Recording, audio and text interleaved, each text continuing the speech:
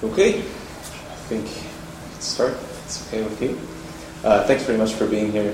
I'm Brecht, for those of you who don't know me. I'm a PhD student here, fourth year, I think. And I'll be talking today about listening tests, and in particular the design of interfaces, the whole back-end software that you need for listening tests and perceptual evaluation. It's largely based on a workshop that I shared at the AES convention in Paris about a month ago. There I also had Sean Olive and Jan Berg, who were panelists. So here it's just me.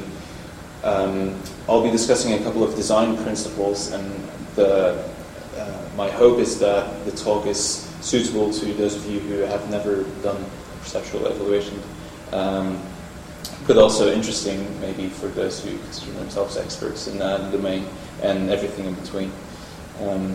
I will also talk a little bit about a tool that I was involved in developing together with a couple of people from here. And I'll just use that to demonstrate a few concepts. So first off, I thought it would be fun to start with something that I read in the news, I think, last week.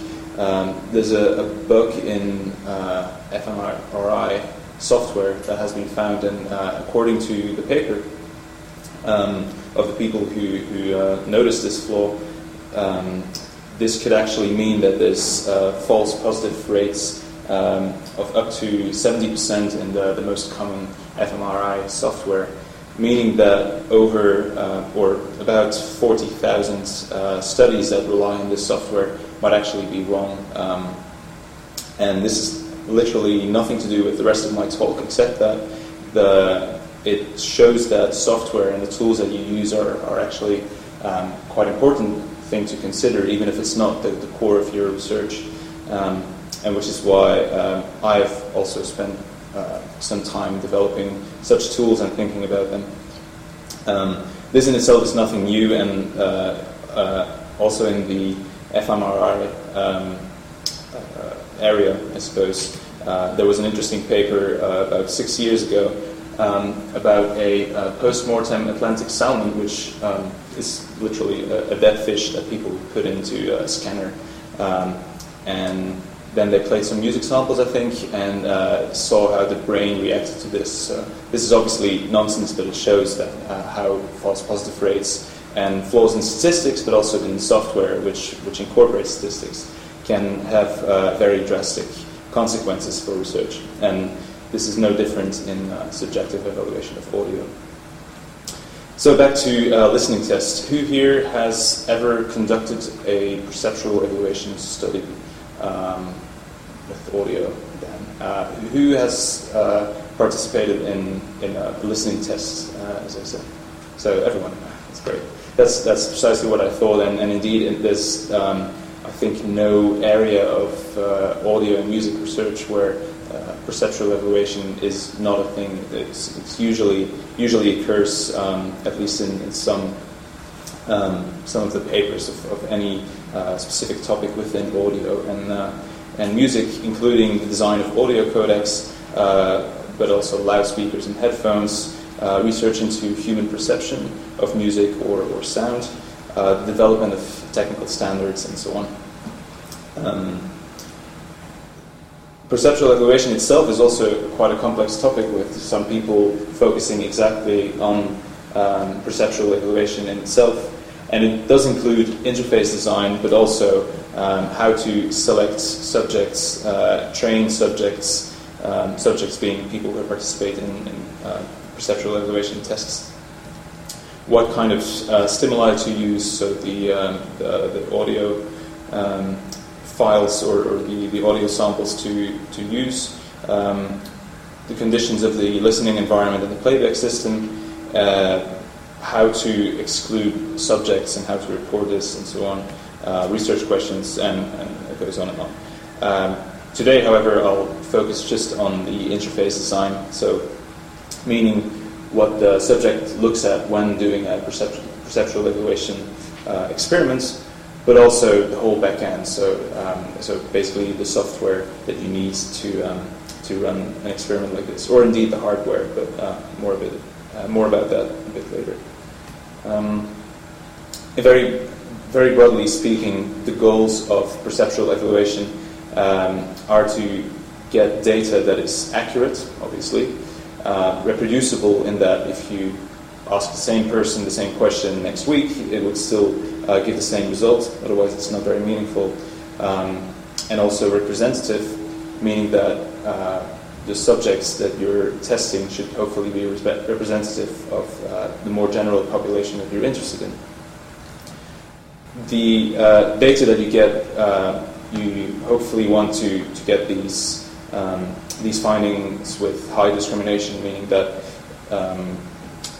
that the confidence intervals basically don't overlap, that you get some discrimination between those. And maybe most importantly, at least in the context of this talk, is to get all this within reasonable time and effort on your part, but also on the subjects, because they might want to sit through 1 hour of testing, but maybe not 5. This is something to keep in mind as well. On the general topic of perceptual audio evaluation or listening tests, I can recommend this classic book by Beck and Zakharov, and they discuss not just the interface design, but also many other aspects, and it's considered basic reading, let's say. So, at this point, I'd like to go over a couple of tools that are currently available if you want to do some kind of study involving listening tests. At the moment, there's a couple of freely available open source tools, and they are listed here. Most of them specialize on 1 or 2 types of interfaces, but there's also a few that aim to cover a wide range. Only one of them really does not rely on third-party software, in that it uses JavaScript, so it can be run in a browser, where the other ones require MATLAB and Max to configure. However, I should also note that the Max one, Multigen, as well as one of the MATLAB tools, Scale, actually come with an executable, so you don't really need the MATLAB or Max to actually run it, but it's based on it. And only, these two again, Multigen and Scale, actually allow a very intuitive setup of the tests, whereas the other ones actually require you to go into the configuration files and to edit the code to actually configure your listening tests, which you might be okay with, but maybe some people without a programming background might scare them off. APE, so the first one in this list, is actually something that I did in my first year of the PhD, because I needed some kind of listening test and I wanted to put it together myself. It's all done in MATLAB, and I needed a pairwise as well as a multiple stimulus mode. And the special thing, I suppose, about the multiple stimulus one is that all the stimuli were on one axis, whereas for a lot of the classic ones, from Musher and so on, you get different signal slider for every stimulus. I can talk a bit more about that later. And it also supports multiple axes for multiple attributes, although this is not something I would really recommend, because people tend to correlate between the different attributes if you're asking them the question at the same time. If they rate one stimulus highly, then they might also rate the same stimulus on a different attribute rating axis similarly, so there's a strong degree of correlation there. So this took me quite a bit of time to put together and to make it work on my machine, and I thought it might be interesting to make this available to the public, with a couple of advantages, first of which is that others can then spot bugs and suggest improvements. Obviously, it gives me some developer brownie points by contributing open source software, which you can still get from Sound Software. And in this case, I also got a very minor paper out of it, just discussing what I did and some interesting findings. I quickly learned that while it was quite challenging to get the thing working on my machine, it was many times harder to get it working on everyone's machine, because that's essentially what I needed to do. Different operating systems, Mac, Linux, Windows, which all happen to have different functions in MATLAB for playing sound. But also, with every MATLAB upgrade, things tended to break and so on. So this quickly became a much bigger job than I had actually anticipated. But I did spend quite a bit of time on it, because this was actually a very vital tool for the PhD research that I was doing, collecting subjective evaluation data. But meeting a visiting student here who knows a lot about web audio and the web audio API, we got the idea of building a browser-based tool. So essentially, we built the exact same thing that I built in MATLAB, but then in JavaScript. And leveraging the slightly new web audio API, it actually becomes possible to do very interesting things and very powerful things with audio, to the point where this other person actually has developed a whole audio workstation, digital audio workstation within the browser, amongst some other things. So a very interesting benefit of this is that it's operating system independent. As long as you've got a browser that supports the audio API, the web audio API, you don't need any kind of third-party software.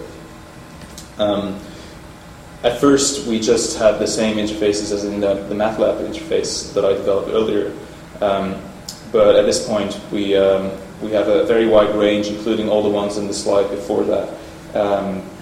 And they are all highly customizable, so most listening tests would be supported natively by the tool itself, and otherwise you can go in there and mess with the JavaScript.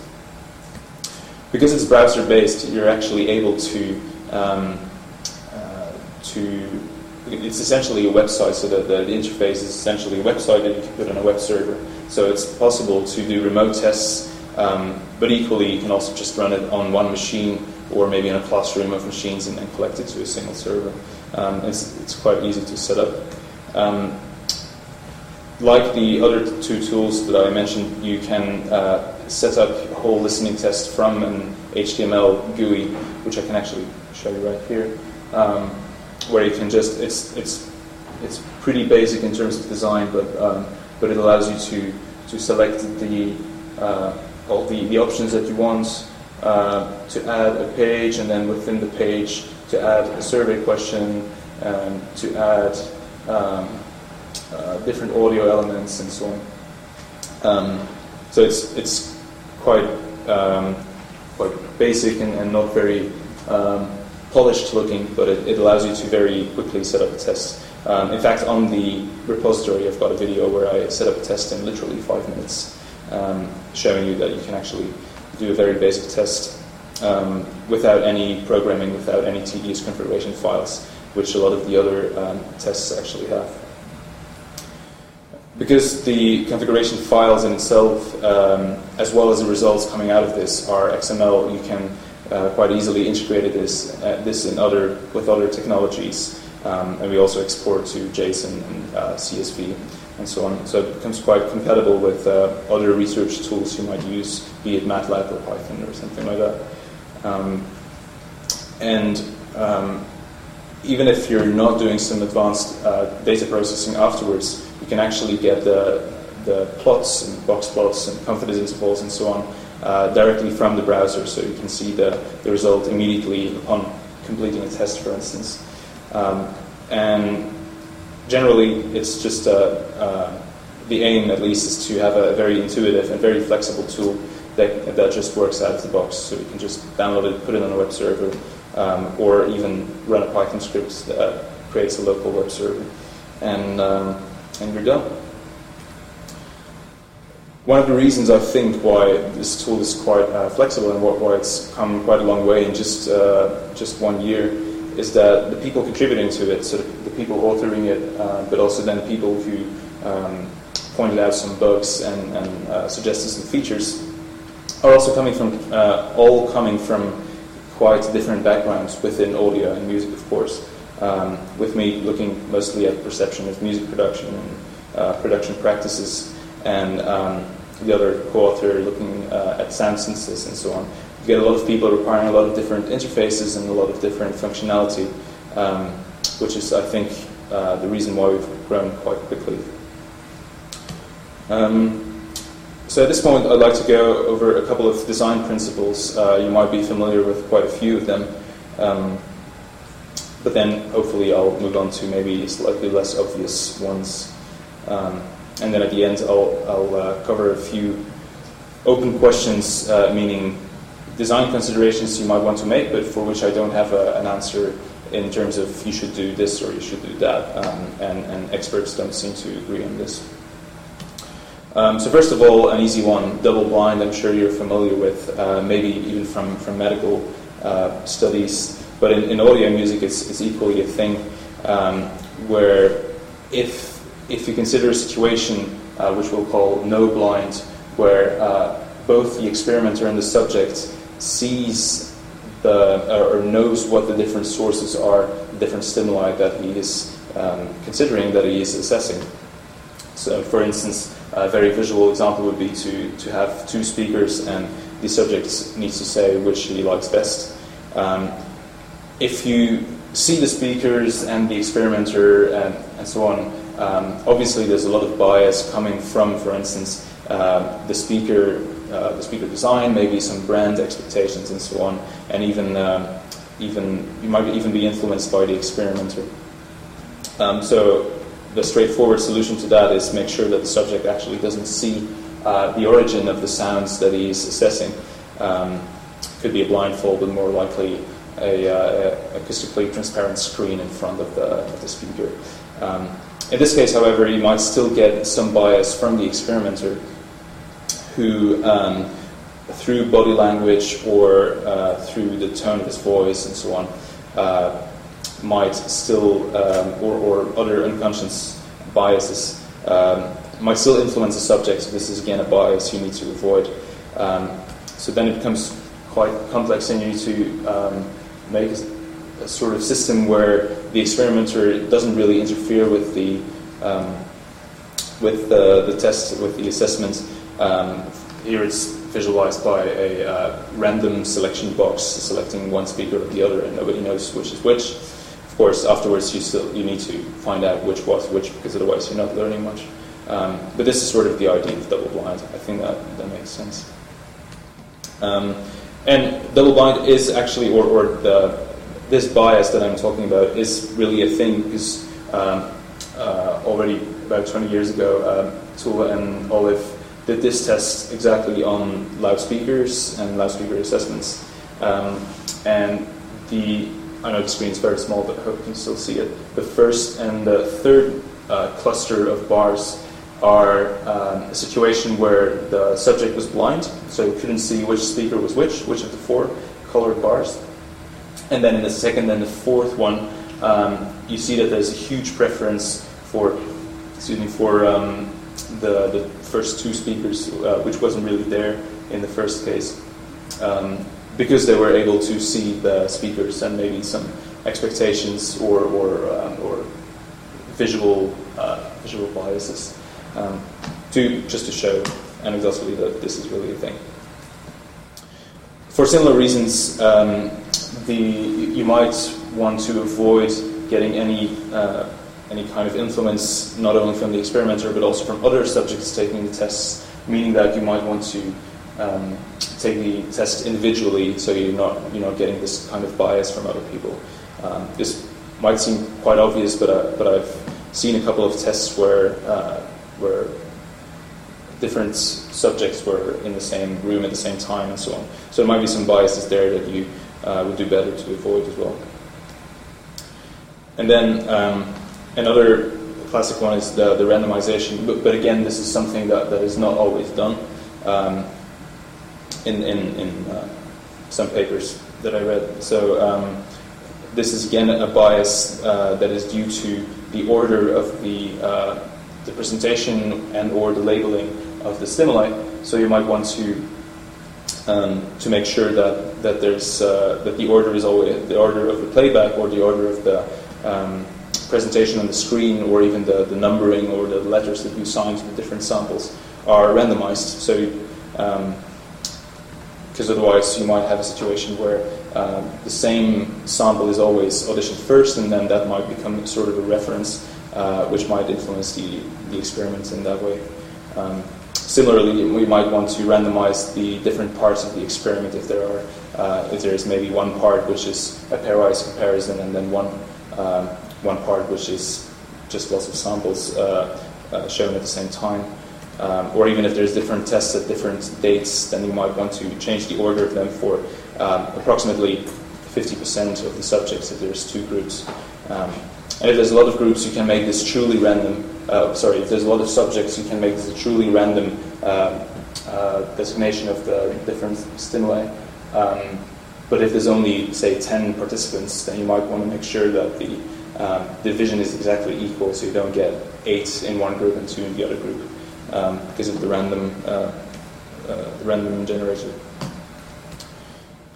Maybe slightly less obvious is the concept of free switching when it comes to listening tests, where different samples are compared to each other at the same time.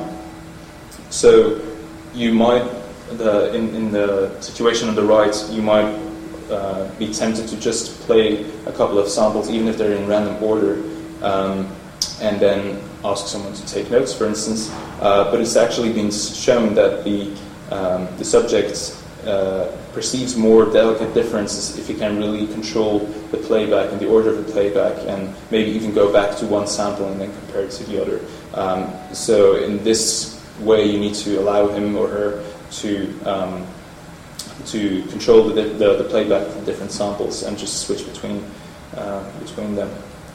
And then maybe slightly related, if the samples are different versions of the same source signal, so for instance, if you're assessing a codec like an MP3, different MP3 codecs, or if you're like in my research, if you're looking at different mixes of the same song and then see which is best and what the differences are between them,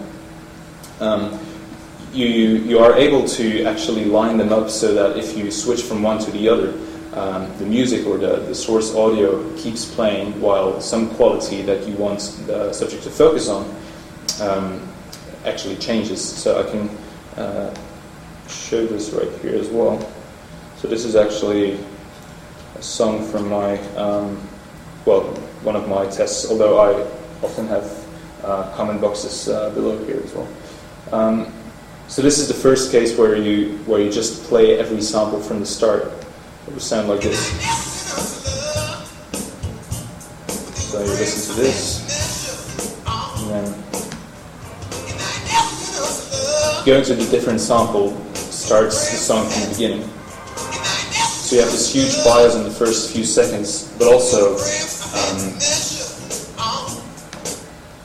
because the thing starts again, you get a lot of distraction from the change in the music or in the source sample, and you get distracted from what you're actually listening for. And I'll demonstrate this by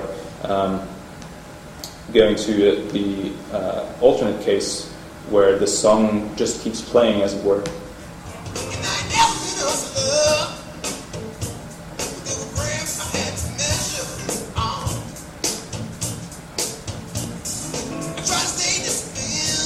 So you see how the song doesn't change, but different aspects of it do change. So that and the avoiding to focus in the first few seconds because people tend to click around is actually something you should consider if you're working from the same source audio. So these are actually 3 small screenshots from elements in our tool. And they can all be very interesting to have, but I would advise you to only use these interface elements if they actually add something to the test, because it's been shown that the more visual distractions you have, the less room you have in your mind for auditory processing. So I would be a strong advocate of very minimalist interfaces. So people can actually focus on the sound, and this has been shown in some research, pieces of research as well. So all of these, the double-blind, the individual test, and so on, all these principles are actually not that hard to implement because we've got computers and because we've got software that makes it possible to do all these things. So you'll appreciate that there were times where this was not the case and where someone literally had to construct this piece of hardware with rollers, with magnetic tape over it, and then elements picking up on the magnetic tape and feeding to different loudspeakers and so on. All this becomes much easier, much cheaper, I would say, in the case of computers, and especially when you've got software that you can just exchange and maybe improve upon, and you don't have to build your own thing. On the same note, Sean Olive at the workshop that we did in Paris gave an interesting personal sort of history of his 30-something years of being involved in listening tests, in his case in loudspeakers and headphones, where he started out with listening tests where people would fill out forms with pencil and paper, and speakers were actually moved by physical people rather than these like mechanical speaker movers, as they call them. And then quite quickly, well, in the late 1980s, moved on to digital interfaces, in this case programmed in HyperCard.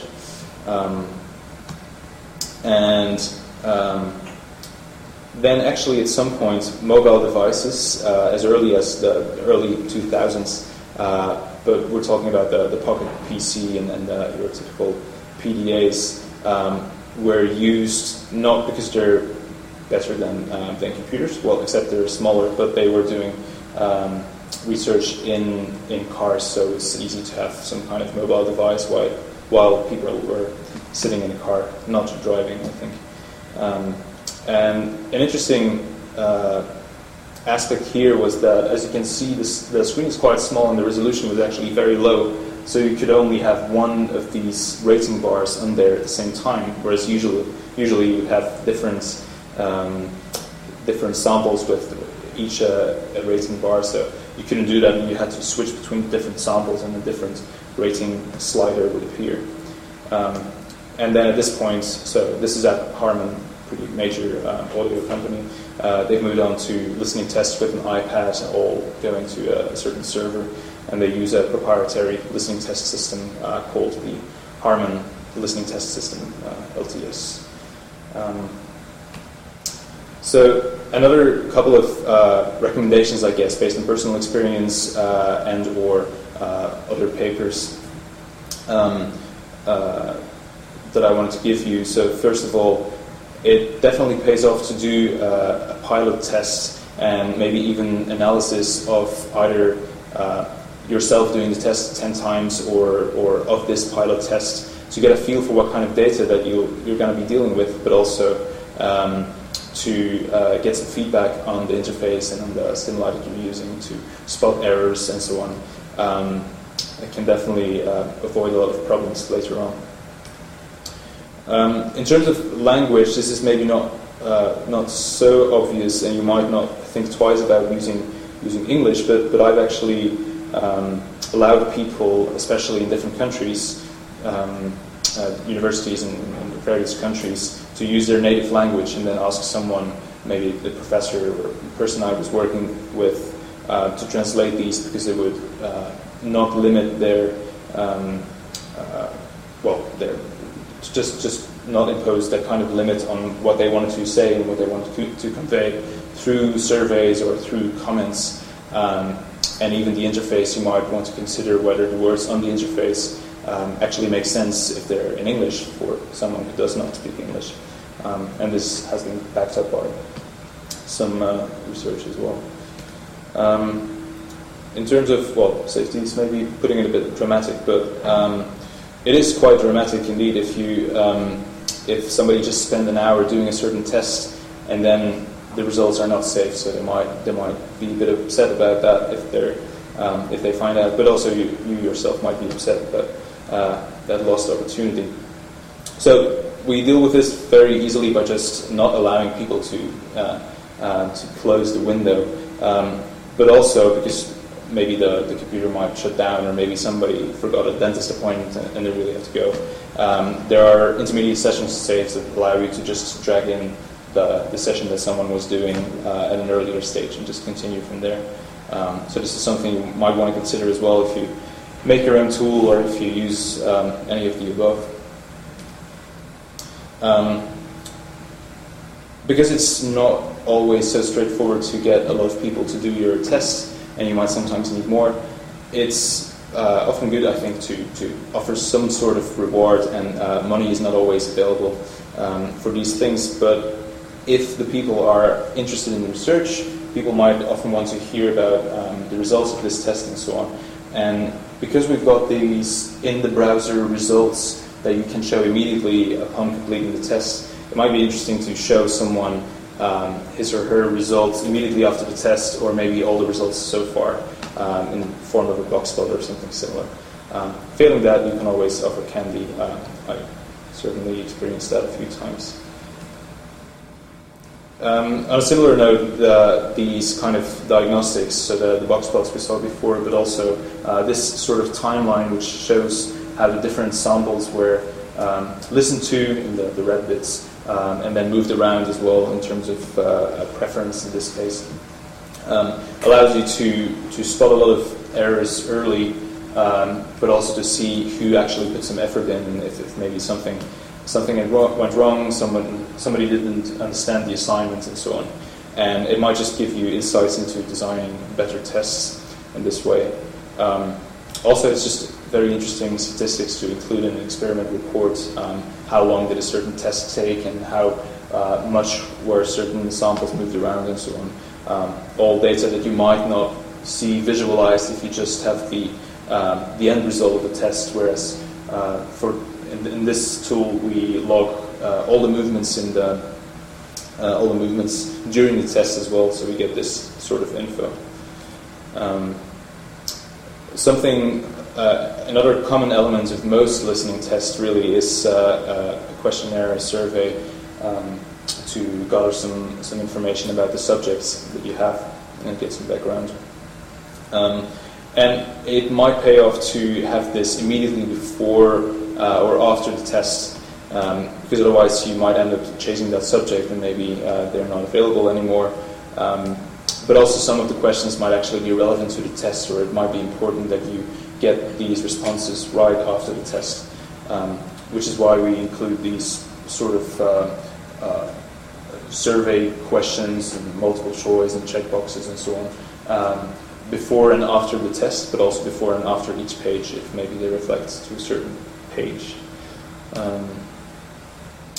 Comments, as in text boxes that you show to the subject so they can write all sorts of things, are also something that I can recommend, because it might, even if you're just interested in one-dimensional attribute, you might learn a lot more about how people perceive things if you allow them to type some things, and also maybe understand how some people didn't understand the assignment correctly, or want to give you any other type of information. And as Sean put it, people actually get frustrated when they can't express themselves regarding the what they wanted to say. If they hear something and they really want to comment on it, but they've just got the one slider which doesn't reflect what they feel, then it might be good to have comment boxes. I've actually found that between having one big comment box for all the stimuli, and having a separate comment box for every stimulus, the proportion of the stimuli commented on actually increases drastically if you give a separate comment box for every stimulus, and the comments also tend to be significantly longer. So this is another interesting aspect that some researchers found when they did a perceptual evaluation test, and you can't see it here, but there's tiny ticks on the axis, so just axis ticks every 10%, I suppose, of the scale. And then if you look at the histogram of the ratings, you see that people actually tend to put the markers exactly on the 10%, 20%, and so on, which may not be a huge problem, but it's something worth considering if you're looking for a more continuous sort of assessment. And indeed, if I'm looking at some of my data where there is no such thing as these bars or ticks along the rating axis, but I do have these words, the typical ITU quality assessment standard for these things, so bad, poor, fair, good, excellent. I don't get any of these sort of quantized ratings, although I do get a bit of a spike at the very low end of the scale. So evidently some people thought some mixes were truly, truly horrible. And then a bit of a bump at the exact middle of the scale, so I suppose around the word fair. Not so many at the top end. But I don't get this sort of quantization at the different words because there's no lines over there. So yeah, at this point, there's a couple of aspects which are definitely worth considering and which might differ depending on the type of tests and the exact research topic. Or maybe there's not a right answer yet. So this is something that some people have suggested to include in some tests, especially when they're remote and you don't have control over the subject, but also the system that they're listening on. So maybe they might be listening on MacBook speakers, or maybe on a low-quality headphone, or something else. And to provide sliders which each correspond to a sine wave at different octaves. And then the assignment is to put the sine waves at a level in which they all seem equally loud. This is a typical audiometric test to see if someone still hears the very high frequencies, for instance. But also it might be a good test of their playback system and see if maybe the bass is totally absent or something like that. The question is often raised also whether samples should be presented all at the same time, so multiple stimulus, or in pairs where you say A is better or B is better. And some people say that the multiple comparison methods are actually more reliable compared to single stimulus, where you just rate one stimulus in isolation, or the paired comparison ones. I've also found in some earlier research that when comparing the two for the same task, the multiple stimulus tests are actually much less time consuming. But of course, I should note that in that case, I was just dealing with 6, maybe 8 stimuli. Whereas if you have a huge amount of them, you can't present them all at the same time. That becomes overwhelming. In which case, you might have to resort to a pairwise test. The listening level is another point where people sometimes seem to disagree. So some people would say everyone needs to listen to the content at the same level, so there's no sort of biases there, which certainly seems reasonable. An alternative would be to allow people to choose a level that is most comfortable and familiar to them, which maybe is another way of reducing some other biases. As we all know, level has strong impact on certain perceptual factors, including frequency balance and so on. And maybe that's an individual thing as well. And in this case, you again have two options. You might tell people to set it at the start, but then not move it, so that the first part of the test is still comparable to the second part of the test, which wouldn't be the case if they change the volume in the meantime. Or you can be very liberal and allow them to change the volume throughout the test. In this case, what we can do is, because we've got the volume control in our tool, which is part of the interface, rather than having an external volume control, which obviously we can't log in any way. We can log changes of this volume control. So if you want to control for volume changes throughout the test, at least we can log it. Mushra, or multiple stimulus, hidden reference, and anchor, something to that effect, is a very popular test interface. It's actually being used in a lot of different types of research, but it came about as a way to assess coding systems. And this is actually a MATLAB interface that was developed by some people here in this group, who I think have all left.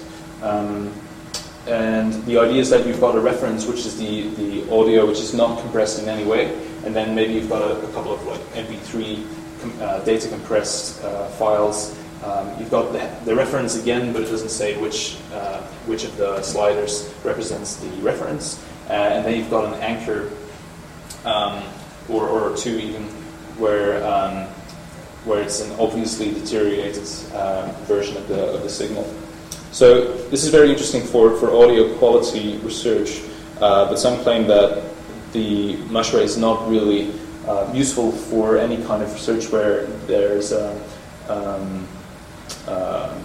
what you want is not to assess audio quality, but you want to assess some sort of preference. So maybe in some cases the two don't always collide. And also in some cases there might just not be a reference to compare to. So for instance, in my case, I'm looking at different mixes of the same song, and there is no such thing, or at least many would argue that there's no such thing as the perfect mix, so there's no reference in that case.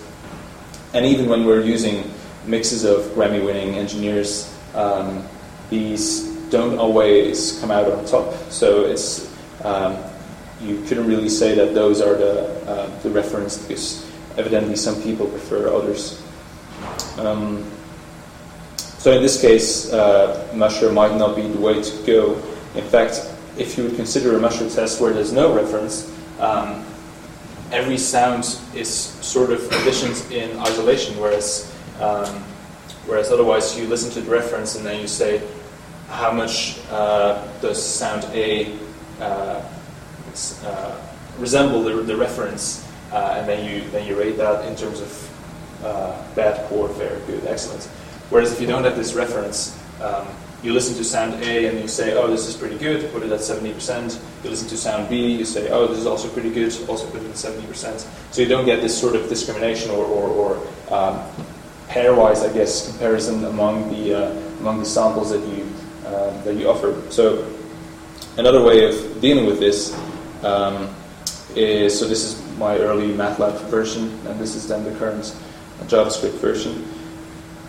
Is to put all the samples at the same bar, at the same rating scale, I suppose. And then the idea is that if you put 6 and 7 very close to each other, but you put 6 to the left and you put 7 to the right, then at least you convey that you prefer 7 over 6, if only a tiny little bit. So this can be construed a bit more as a ranking, I suppose, as well as a rating scale. And also, there's actually been some interesting research looking into whether Mushra is the appropriate interface for a lot of things. And people have actually found that this sort of modified Mushra, where you still have a reference and you still have all you still follow the Mushra standard, except that you don't have all these different sliders, but you put them all at the same scale. That this is actually more accessible and, in particular, to more technically experienced subjects. So that's something else to think about. Some other examples of similar interfaces. Another question that people ask is whether you should, similar to this Mushra sort of idea, whether you should ask people to put one slider at 100%, or to make sure that at least one of the sliders is below 20%, to sort of anchor this scale at different points and make it more absolute. If you don't do this, then maybe subject A might put everything sort of near the top, and subject B might put everything sort of near the bottom of the scale, even if they both have their exact idea of where things should go and which sample is better than which. If they put it at different ends of the scale and then you sum it together, you might not get anything meaningful out of the averages. Which is why people sometimes tend to say you need to use the full extent of the scale. I don't do this, but I think it's certainly sensible in some cases to do that. And in this case, you've got a couple of options where the first one is just to say you have to do this, you have to put at least one slider at 100%. Another way to go about it is to actually enforce it from within the interface, and this is something we support, something you can do with our interface as well, that you have to fulfill a couple of conditions, such as playing all the different samples, commenting on every sample, or indeed put at least one slider above a certain value. These are all optional. The problem with that is if you do that, then who knows if the subject doesn't try to proceed and then gets this warning and then just drags the topmost slider all the way to 100% and then proceeds. Maybe this is not what you want either, so the only way to deal with that is to log unsuccessful attempts to proceed. But also what you can do is to just give the instructions, and then if there are subjects who don't do this, then after the fact remove them from the test. In which case you have one less subject, so that's also not always great. What you could also do is to normalize the ratings, to just let everyone use the scale as they see fit, maybe just the bottom half, maybe just the top half, maybe the whole scale, but then stretch the ratings over the scale or normalize them by subtracting the average and dividing by standard deviation. I've actually done this in some cases, and it never really gave me better or more significant results, but it might be sensible to do this in some cases. So again, no definite answer for your purposes. Yep. So no definite answer. What do you do then? So I actually don't do anything with the ratings that I get. So I don't really give. I don't really give people instructions to use the whole scale or to do something like that. I just give them this scale where the only sort of anchoring is the some different words that you get, so from bad to excellent. But obviously, people's definitions of those words might vary. Some people might be more critical than others. I get fairly good results, but there's definitely a lot of overlap. I can't really say this mix is definitely better than this mix, except for the sort of top and bottom ones. But then I think that's not only because of that, but also because of the fact that people just don't disagree on which mix is better than which other mix. However, what I'm looking at mostly for my own research is actually what goes in the comments. This is another thing entirely. And for me, the preference is actually I wouldn't say busy work, but to give people a certain task to really consider what they like and dislike about mixes. This is a secret, by the way. Nobody who's taking my tests can know this in advance, but you've done my tests. The idea is to make them do this task and really consider what they like and dislike. And I do a lot of analysis on the comments, which instruments do people pick up on, and analyzing the features of mixes where certain spectral or temporal characteristics were commented on. It's a valid question, and I'm not sure myself, but I would recommend if you're really interested in finding out the preference for one thing over another. The good news is that with this very easy listening test tool, you can very easily do the test yourself and maybe see which comes out on top. I don't know. It's just so much to test in so little time. regarding remote tests, this is actually something that's been getting a lot of attention lately, mainly just because you are now able to do such a thing quite easily through the Web Audio API and a little bit before with some basic HTML functions. The benefits of such remote tests where you just have a website and somebody can go there, you can even put it on Amazon Mechanical Turk and then get a lot of responses from there. It's quite low effort, at least to get new participants and so on, to get participants, period. And you might be able to quite simply get people from different countries, maybe different languages and backgrounds, if your research requires that. On the other hand, there is a certain loss of control for not having the subject in the room there and not knowing what the playback system is, even if you have survey questions that sort of want to address that. Although some people apparently have found that there is very little, if any, difference between the results that they were getting from remote tests compared to local lab-based tests. And you'll have to read the papers to find out more. But I think it might definitely be true and be insignificant for some types of research. But I think for some others, you might have to watch out if the playback system, for instance, is very important. But on the other hand, if you're really interested in consumers, listening to consumer-level systems and maybe a wide variety of them, then remote tests might actually be quite interesting. And you have to use some kind of tool which is based on JavaScript or something similar like this one. But even when it's not remote and on a website, it's still interesting to do it online, as in a browser, because of the cross-platform aspect that I mentioned before. But it's also interesting to have this centralized results collection.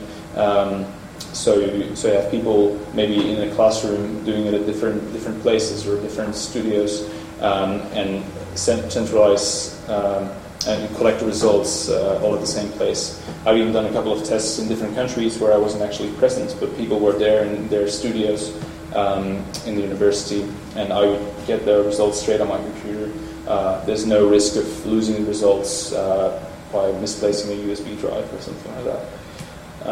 And as mentioned, it allows you to do the tests on multiple machines at once. This is the math lab where I ran a test where 20-something people did the test at the same time over headphones. And you might be able to leverage other web technologies and maybe at the end of the test go to an Amazon voucher or a Doodle to select the next date for the next test and so on. Or embed it in some sort of page, maybe if you want to couple it with video, or I don't know, sky's the limit, I guess. So yeah, in conclusion, I would just want to say, please do try it for your research, or just for the heck of it, for doing an experiment, maybe finding out if your friends can distinguish MP3s from CD quality or something like that. Definitely do feel free to contribute. This should very much be a group effort. In many ways it already is. So you can find the code at the GitHub page, and has a very liberal license for academics, academic use. And if you've got any problems or feedback, or want to let us know how you've used it, please do report an issue on the GitHub page, but also you can just email me. So at this point, I just want to do a quick plug for the AES second workshop on intelligent music production, which is a workshop taking place here, well actually Charterhouse Square, part of Queen Mary, on Tuesday the 13th of September. There's a paper submission deadline 3 weeks from now. It just requires very short 2-page double spacing paper. We've got some very exciting confirmed speakers, and you can go to aes-uk.org/WIMP for workshop on intelligent music production for more info and to register. Although if you're a Queen Mary student researcher, you shouldn't really pay, because otherwise it's money going from one grant into the other. So I'll send an email about that later. But if you're interested to do something small, like help with filming or registration or advertising, then please do contact me. So I need a couple of volunteers. And while I scroll through my references, I'd be happy to address any questions you may have, or maybe show a bit more of what the tool can do. And if you follow me on Twitter, I'll share the slides with you.